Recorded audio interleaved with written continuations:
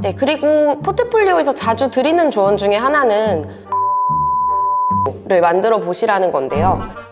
안녕하세요. 저는 제로베이스 마케팅 스쿨에서 마케팅 강의 첨삭을 맡고 있는 최혜영입니다. 저는 컨텐츠 마케터로 커리어를 시작했고요.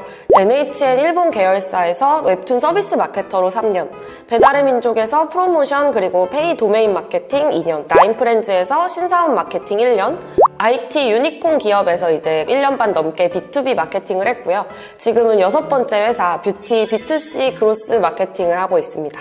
이렇게 만으로는 9년, 10년 차인데요. 여러 업계를 좀 쉬지 않고 이직을 하게 되면서 비슷한 연차분들에 비해서는 그래도 서류가 제가 떨어본 경험도, 붙어본 경험도 꽤 있을 거라고 생각을 해요. 그리고 제로베이스 스쿨 1기부터 첨삭 멘토로 참여를 하면서 지금까지 적어도 한 200~300분의 서류를 피드백해왔습니다. 물론 제가 포트폴리오에 대한 정답을 가진 건 아니지만 재직 중에 면접관으로서도 참여를 했던 경험 같은 것들을 바탕으로 오늘 피드백을 드리려고 합니다. 오늘은 컨텐츠 마케터 직무를 준비하시는 분들이 포트폴리오를 어떻게 준비하면 좋을지, 제가 담당했었던 수강생분의 포트폴리오를 보면서 참고하면 좋을 점, 그리고 아쉬운 점 같은 것들을 피드백해보고 면접 예상 질문이라던가 대처법에 대해서 알려드리는 시간을 가져보겠습니다.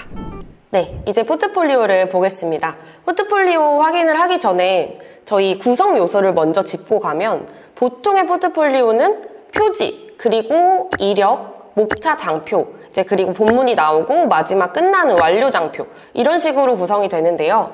이제 이분을 봤을 때에는 표지, 그리고 이력, 그리고 인덱스가 나오는 흐름으로 전반적인 기본적인 구성은 굉장히 잘 짜주신 편이세요. 인덱스라는 부분을 가장 중요하다라고 첨삭을 드릴 때에도 늘 항상 말씀을 드리는데요. 이제 이유는 인덱스가 본문에 들어가기 전에 앞서서 마치 책의 목차처럼 처음 보는 사람 입장에서 나의 경험이 어떤 식으로 이루어졌냐 얘기하는 장표나 마찬가지거든요. 그래서 이분의 인덱스를 봤을 때에는 개인 프로젝트, 팀 프로젝트 두 가지로 나누어 계시기는 하지만 전반적으로 컨텐츠와 관련한 프로젝트들, 뭐 뉴스레터, 카드뉴스, 뭐 여러 가지 컨텐츠 캠페인들이 들어가 있어서 확실히 첫 인상 자체는 컨텐츠에 특화되어 있으신 인상이다 라는 생각이 드는데요. 그 다음으로 이제 제일 중요한 건 통일성인데요. 이제 본문에서의 통일성의 경우에는 카테고리 구성이 어떻게 되어 있는지를 충분히 신경을 쓰셔야 됩니다. 이분 같은 경우는 기간, 기획 의도, 담당 업무, 인사이트와 같은 이 카테고리가 01번 대목차가 완전히 끝날 때까지 비슷한 구성으로 계속 유지를 하고 계세요.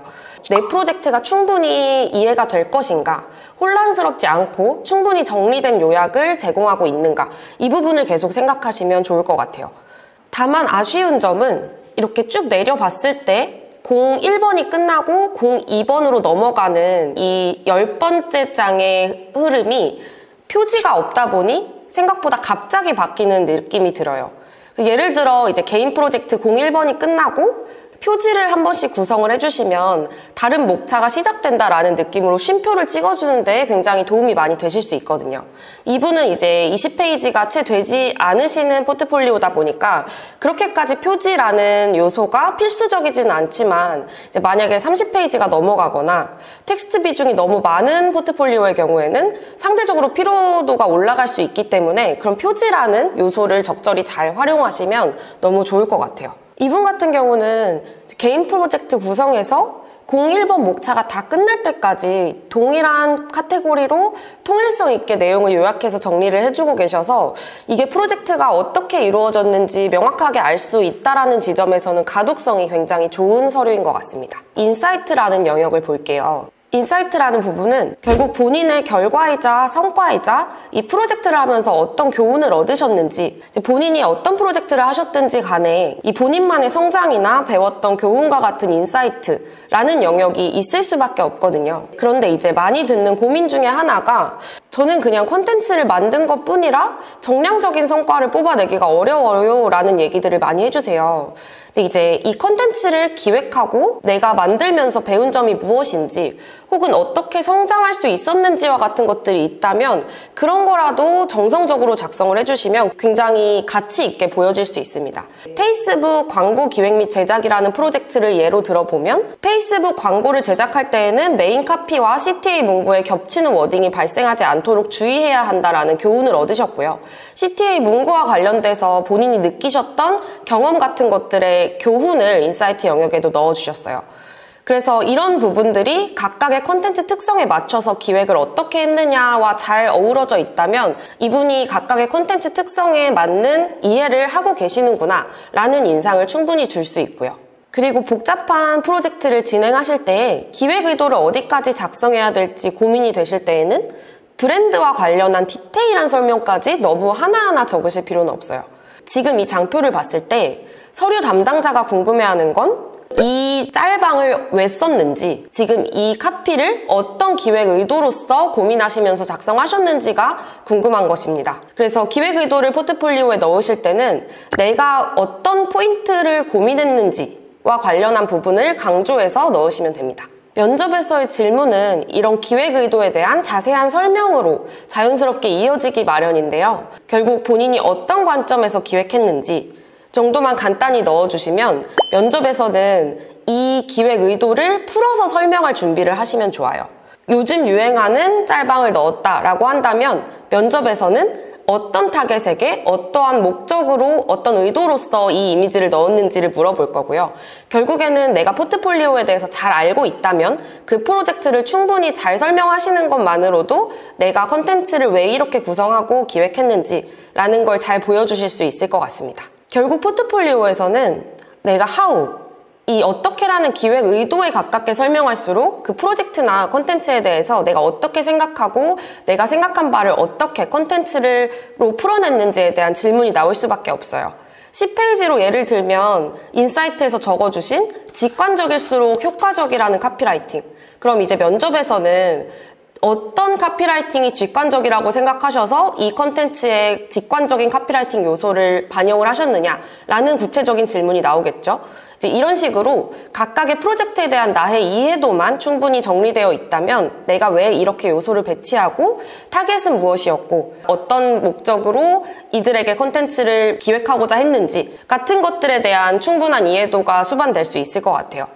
팀 프로젝트로 구성해주신 페이스북 광고 캠페인에서 이제 집행 성과 요약을 먼저 보면 이 Y의 관점에서 내가 어떤 식의 결과를 이뤄냈다라는 것들은 충분히 잘 작성을 해주셨어요. 그렇다면 면접에서는 이런 질문을 할 수 있을 것 같아요. 캐릭터 유무에 따른 트래픽 유입률 차이 가설 검증에 성공했다고 하셨는데 어떤 타겟에게 어떤 차이점을 발생시켰는지 자세히 설명해 주실 수 있나요?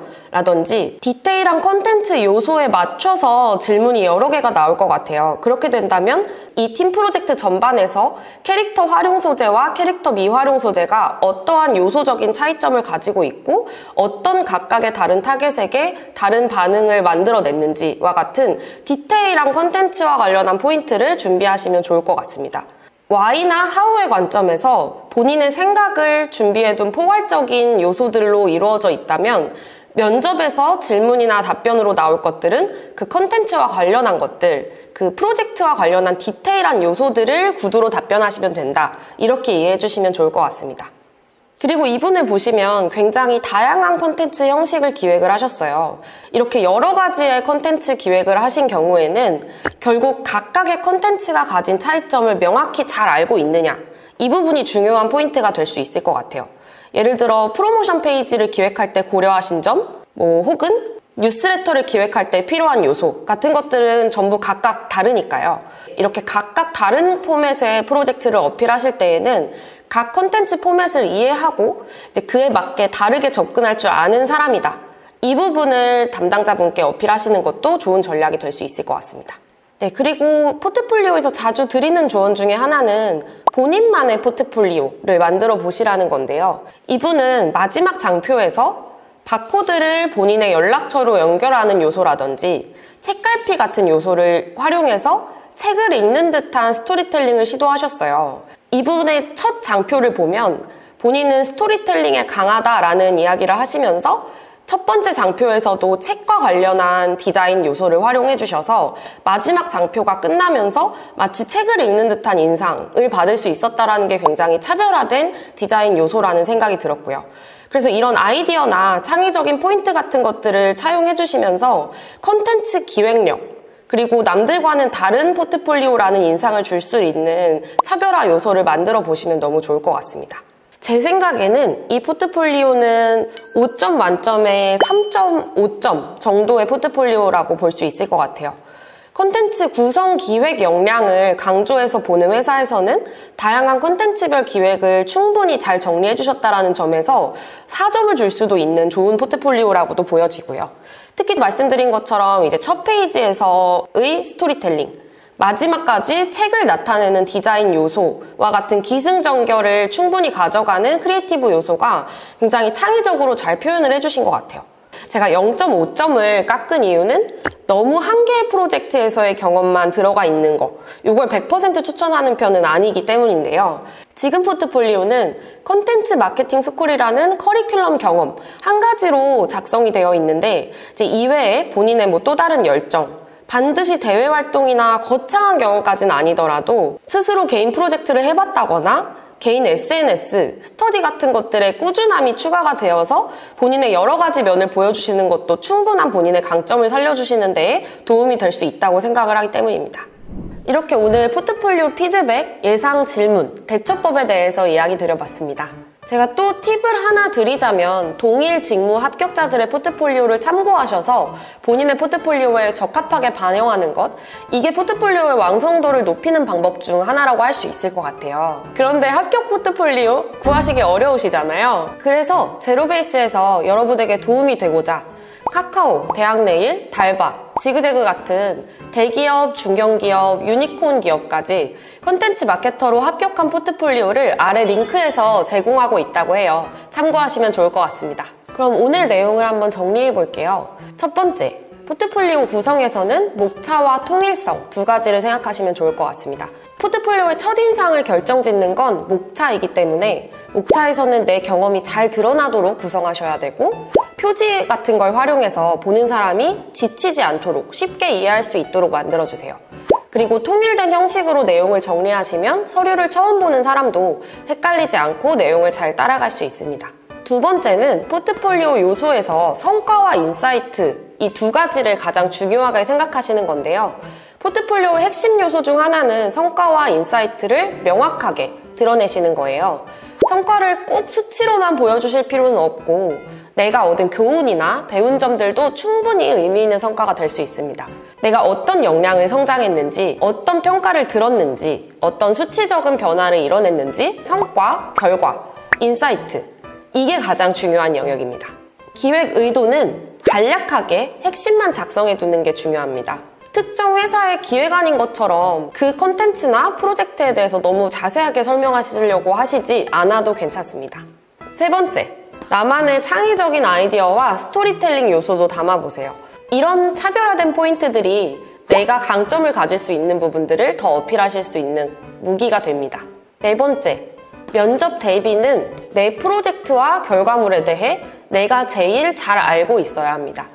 면접에서는 각 포맷에 맞는 기획 요소, 그리고 이 기획 요소를 왜 이렇게 구성했는지가 중요합니다. 포트폴리오에서 프로젝트의 특성에 맞게 기획한 이유, 그리고 수치 데이터가 갖는 의미를 설명하실 수 있도록 각 프로젝트의 디테일을 왜, Y의 관점에서 내 생각의 흐름을 최대한 디테일하게 준비해주세요. 포트폴리오에 내가 왜 그렇게 했는지를 작성해놨다면 면접에서는 어떻게 기획하고 액션했는지 설명할 준비가 되어 있으면 좋겠습니다.